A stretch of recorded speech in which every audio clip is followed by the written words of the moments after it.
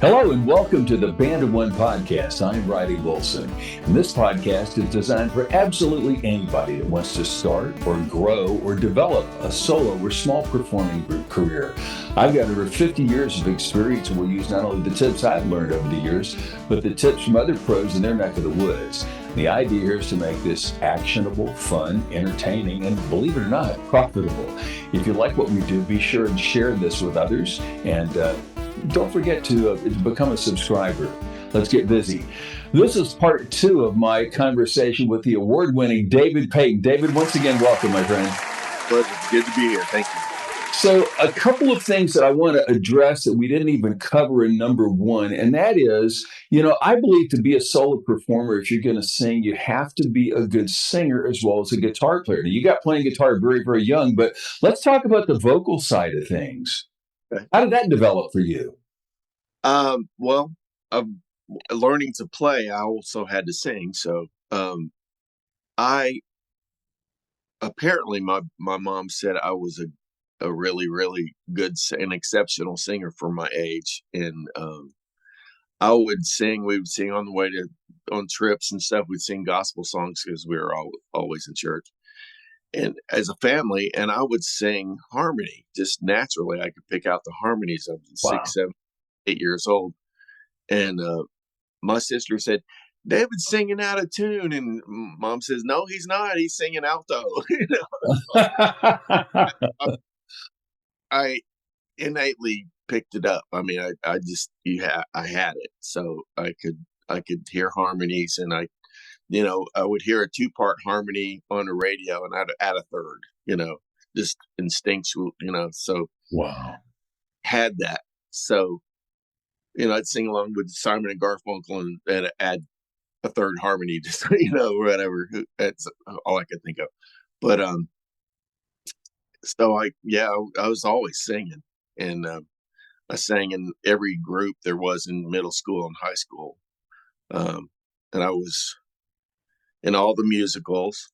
I was was Conrad Birdie and Bye Bye Birdie when I was a junior, and Tony and West Side Story when I was a senior. So I singing was what I was mostly known for, because you don't play guitar in the choir, so or the swing band or whatever. So also played guitar in a jazz band, but I don't read music, so it kind of was like sitting over there jamming with them. But, So would you say that your ear is probably one of the things that helped you the most in terms of not only playing the guitar, but singing too? absolutely, yeah. That's one thing that it's a blessing and a curse. I mean, it's a blessing doing music for a living, but it's also a curse because if somebody's not very good, it bothers you. You know what I mean? So, yeah, I I do everything by ear. I took one guitar lesson and we ended up jamming, and I'm not, my brother said, we're not paying this guy for you to go jam with him. So That's great. That's wonderful. So when you started doing gig masters, I think you mentioned to me one time in a text message a few years ago, input from a guy named Matthew Cotillo. Do you want to talk about his influence for those folks who never heard about him? Well, he was number one at the time, and I hadn't talked to him or anything, but I'd found this little ebook called "How to Be Number One on Gig Masters," and I read that, and a lot of it made sense, and I got in contact with him, and we became good friends. To be honest with you, I helped him a lot because he wasn't using tracks or anything, and I got him on the Line 6 Variax guitar, which is the one that sounds like whatever you want. 29 different instruments on one guitar, and I got him with the pedals and all that stuff, and he was pretty much just acoustic and singing in New York, which is a big market. So we helped each other out, and so he helped me. I used kind of his intro letters as a template, um, and inserted my own information, and then I just kind of developed on my own. But within like 3 or 4 years, I was number one. So It's so interesting. You mentioned the very X. I just showed the podcast mine. I've got an old 500 model. I've had several of them, and they're marvelous instruments. More about the equipment in a little bit. What were the big things, maybe the big takeaways that you got from Matthew that maybe you didn't know, having played on the road for years like myself, or having been a booking agent, which I've never done, and a good singer? What were just some of the little things? Was it just the mechanics of how he approached people, or what kinds of things? a lot of it had to do with really selling yourself, just bringing up the highlights. Because I'm kind of a naturally shy person, and I'm like, which means you kind of come across humble, and I guess I kind of am somewhat, but so I had a hard time really tooting my own horn, and you're the only one to do it now. So you find your best tidbits, and I was in a Grammy nominated group, and actually that won Grammys, and I've traveled for years and all over the states you played in, and da da da. Whatever you find that will help sell you, set you apart from everyone else, and you just put that out there, and you say, I'm the guy you want, basically. The reason you want me is this. Yeah, what's so interesting about this? I found something very, very similar. I'm also a voice talent. I do voiceovers and done this for years and years. And there is a web page called Fiverr, and there are a lot of people that are making a fortune on Fiverr. A lot of them are studio musicians, believe it or not. And one of the things that they said is that there's a whole hierarchy. There's a whole series of things that you have to do. You have to do correctly in order to continue to show up at the top of the listing, because it's an international site. And I found a lot of parallels with that, with not only Gig Salad, but with Gig Masters as well. And you mentioned booking agents. I'd like to talk about that for just a moment, because I lived in Raleigh. That's where I graduated high school, went to college at North Carolina State and UNC Chapel Hill. I'm very, very familiar with East Coast Entertainment, a great agency. But you mentioned that there's another agent that's, I guess, maybe closer to home for you, that's booking you a lot of the pub gigs. So let's talk about that for just a moment, please. Okay. Um, uh, COVID is what really got me. I mean, nobody was working, and there were a few who were still had a few things, and I'm like, they were good friends of mine. I'm like, well, how are you getting these gigs? Because I can't find anything. And they said, well, talk to Dave McPherson is the guy's name who runs the thing, and it's Southeast Elite Entertainment, and he is a solo musician. He's kind of moved into the booking thing now, but he decided he wanted to put an agency together that would keep the musician in mind, and instead of just using the musician as the help, present them as the center, the entertainment. This is Sure. life of your party. And so which is what I was already doing on Gig Salad and Gig Master. But he had already been doing this for years, and had so many connections, and he just had the personality for it. And so I called him and I said, I think I'd be the best guy you have on your roster, or one of them, and selling yourself. And he said, well, you're gonna, we'll see, and I started at the bottom, making the minimal amount that I would accept, and work my way up pretty quick. But yeah, they booked me 2 or 3 nights a week.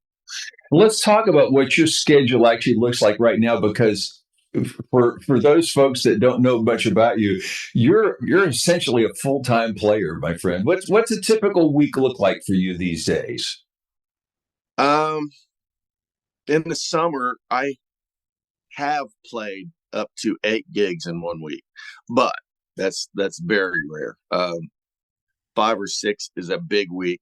I do a lot of 2-a-days. I'm doing, like, Friday, for example. I out of my heart, I love playing at the senior centers.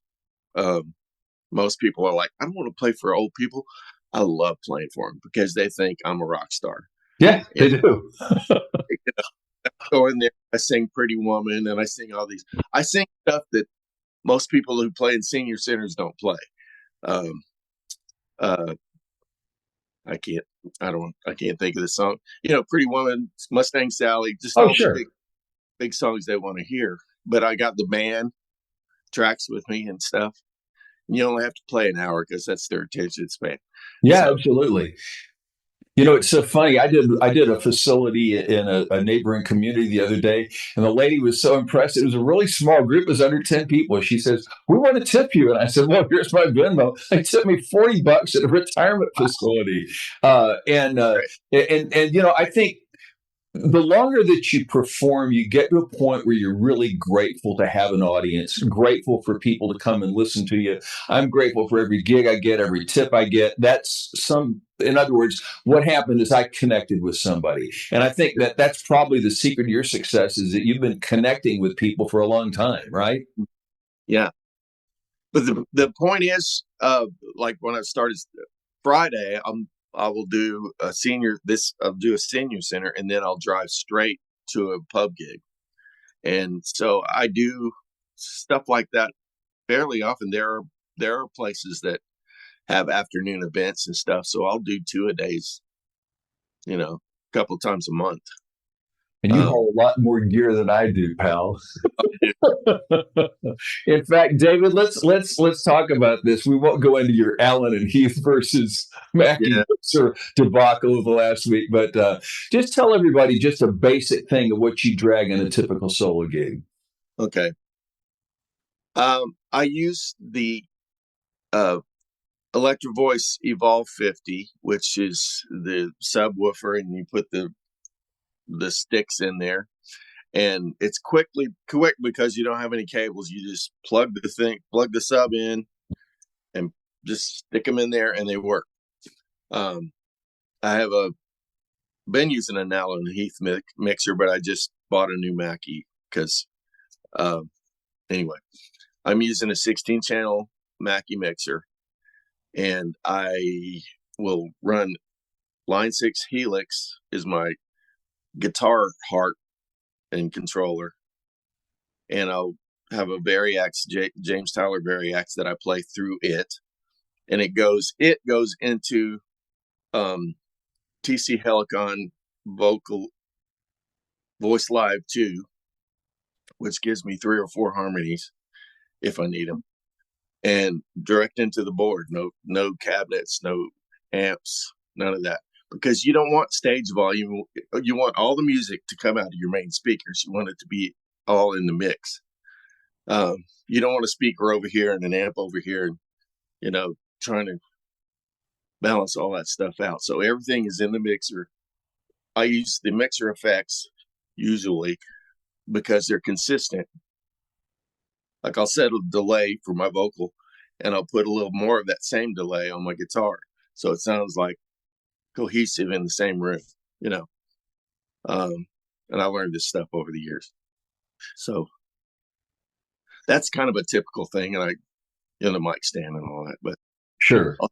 lights, I got these backdrops, and try to. The backdrops, by the way, your backdrops look really cool. I wanted to tell you kudos about that. And it's interesting because I had a job that I did in Dallas a couple of years ago, and a guy came up to me on a break and says, "You're great, man," but he says, "Where's your stuff? Where's your web page? Where's your QR code and all that stuff?" And I thought, gosh, I got to go back to the drawing board. So Freddie Tripp, who you may know out of South Carolina, great performer, solo performer, Freddie did the same thing, and I think we've all kind of got to a point where if you are successful, you do want to have a sign behind you, and you want to let people know how they can hire you, how they can tip you, etc.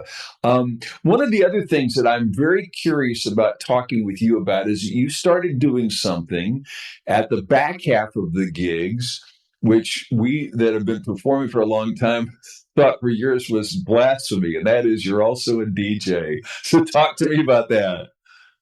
It kind of worked out where you're playing and you're singing, you're rocking out, Long Train Running and all these songs I was mentioning earlier. But as a solo artist, there's not a lot. You can't go into the booty music, hip hop stuff because I just don't do it, and it would be stupid for me to even attempt it. So, um, some of the drunk women would come up and say, "Can you play something we can dance to?" And I was like, well, I've got Prince on here, and I played Kiss, and they're like, "Yeah, all right." So it just developed from that. I just became where I would be the whole package. I would come in and, like at a wedding, I can do the prelude music. If they want acoustic, I can do that. Or it's usually pre-recorded. The whole wedding thing. Then I do the cocktail hour, which I either do live or pre-recorded, and then I'll sing, do my dinner set, and bring it on up to the dance set, which you know is DJ. Yeah. And I have lights in the whole bit. So, and I've got a thumping PA, so it covers. You know, So here's a question on a typical, let's talk weddings because that's something you and I do a bunch of. I did one on Saturday. And when you do weddings, how much of it would you say, how much of the part of it is the DJing? Like, is it an hour or 2 hours or 3 hours? How does that go? about an hour and a half. The last part, because by that time the older folks are kind of filtering out. It's 9:30, 11, 10, Yeah, 10:30. sure.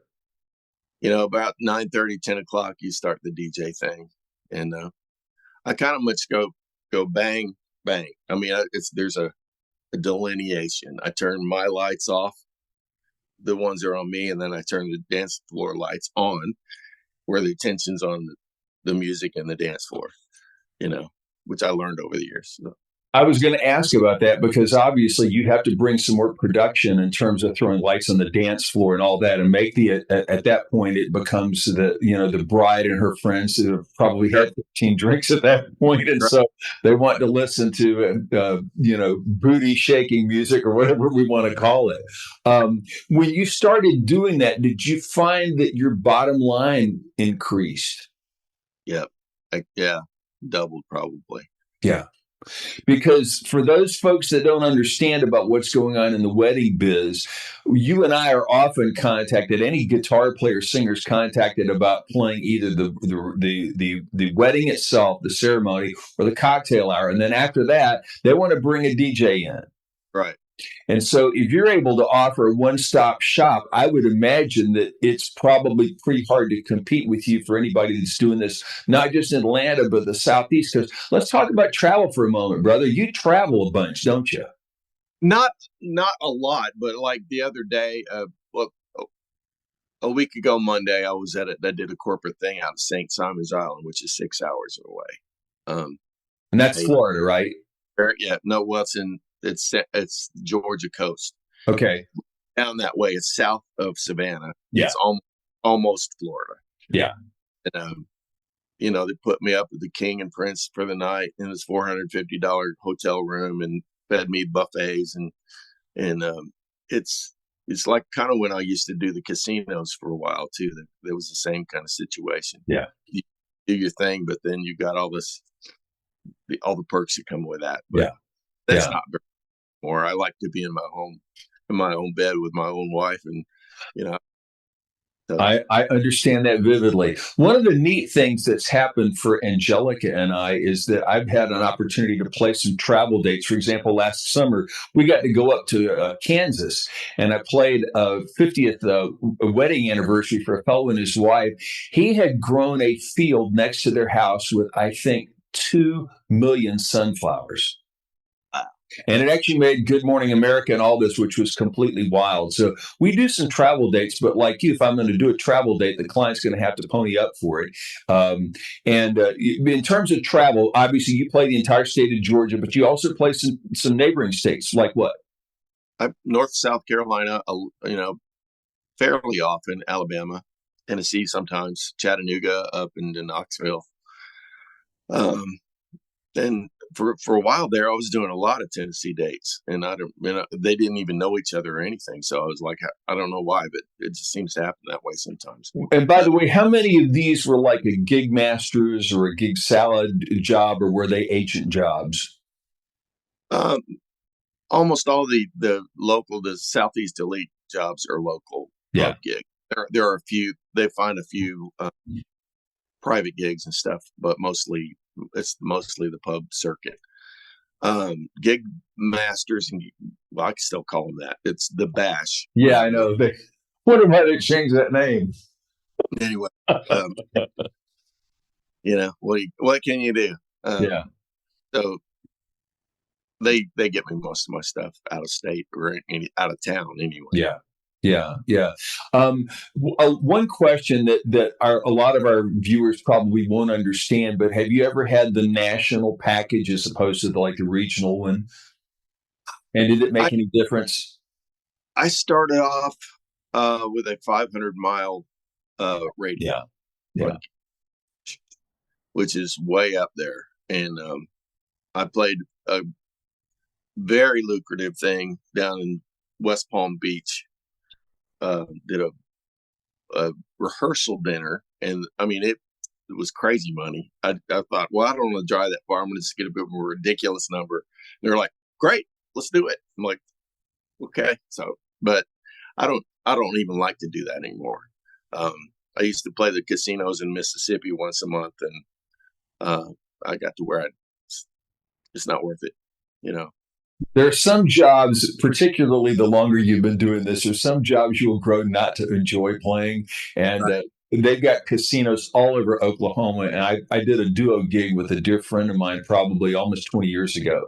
And I think the first one that we did, we realized, you know what? I don't think we want to do these gigs anymore. So we typically avoided those. But of all the kinds of gigs that you like to do you have a favorite? I like to do the private gigs the most, I think, because they're get something to eat, come here, they're trying Yeah. to take care. You're like one of their guests, and Yeah. I'm like, they treat you much more like as a friend instead of the help. Yes. The corporate ones are, I'm kind of at a level now where they treat me with a lot of respect and they take care of me, but they're not like hanging out with me and bringing me drinks and all that stuff. So, Sure. but the private stuff I really enjoy, and usually it's kind of around their pool, and it's kind of a cool atmosphere, and they're all having a good time. They know each other, and it's much more of an easy going vibe, you know. But Let's talk about something else that I think has been a big help to your career, and I've certainly gotten a lot of pointers from yours, and that is video. Let's talk about that for a moment. um, yeah, I learned that people don't want to sit and listen to a whole song. That's the main thing. And I'm myself. I don't. I mean, if I went to check out your site, if I wanted to see what the competition is doing, which Sure. I highly recommend to do, go see what the successful people are doing to get so many gigs. I learned early that um, nobody wants to sit and listen to all three verses of a song. And That's true. That's really true. so my videos, and they got shorter and shorter. Um, they don't want to listen to a 20-minute even snippet video. They give them the best 20 or 30 seconds of a song, and then segue into another song, a different style. I do a rock song, blues song, country song, give them the whole gamut, but do the very best snippets of each song, and very short, maybe just the chorus of a song, whatever for example, Ramblin' Man, I do a little bit of the chorus and then I go into the lead so they can hear I'm actually playing, the lead parts to the songs. And it's helped a lot. A friend of mine said, which was a very good compliment, he said, your videos don't even do you justice. It's like, cool, but try to light it good. I did my video in this room right here. I'd set up a camera up there. You want it pointing down at you, and light it well. And this is a good dead room. I do a lot of my recording in here. So just edit it as tight as you possibly can, and give them as much information as concisely as possible. Absolutely. That's incredibly valuable information. And by the way, this whole 20 to 30-second thing, this comes from radio air checks. I was a radio guy for a while. And radio people, when they would listen to demos or even voiceover people, they'll give you 3 to 5 seconds and they hit the fast forward. After three fast forwards, if they don't like it, they throw the recording in the trash. That's And right. that's the part of the business, frankly, that can be a little bit vicious, is that either people really like you or you don't. If you've had success, and most of the people, frankly, that are listening to this are not at the level that you and I have been because we put in 50 years of doing this, right? So, obviously they're going to have to take a while to ramp up. And I thought it was interesting. We said after COVID that you started doing the little pub gigs and you had to ramp up on that. I suspect probably because of your abilities, it didn't take too long to get to where you're one of the top tier guys. Am I right? Right. Yeah. Yeah. Yeah. But I had to, swallow my pride and go do, sit up in the corner of, move tables around and sit up in the corner of a Mexican restaurant and play for people who aren't paying attention for Yeah. $100 or whatever, So, Yeah. um, and you just do it, and then Yeah. that way, any work is better than no work. Absolutely, absolutely, absolutely. So, when you're doing these gigs and stuff like that, you don't have a road crew to carry this gear, do you? No, no.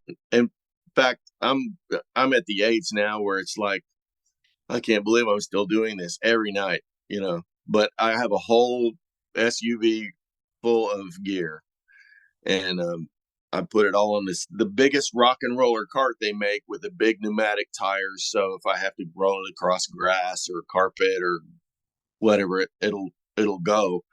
And I put everything in there and do it all in one trip, if at all possible. And people are like, "Are you moving in?" That kind of stuff. I have way more gear than most people with a guitar and a speaker on a stick. Yeah. I have a lot. So, but But it it's, but sounds great, and it gets me a lot more gigs. I So, was going to say it's paid off for you. You wouldn't continue to do it if it wasn't working, right? right. So I think that's really valuable to understand. We mentioned earlier about the Line 6 stuff, and I know you've had great results with their gear, as I have over the years. Um, Let's talk about vocal mics for just a brief moment, because you and I kind of had a little back and forth about this on online recently.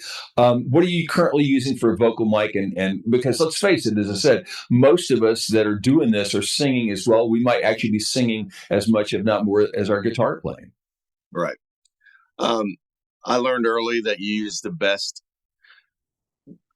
Doesn't matter how good your speakers are, if what you're putting in through the speakers is not the best quality, that then it's still crap. Yeah.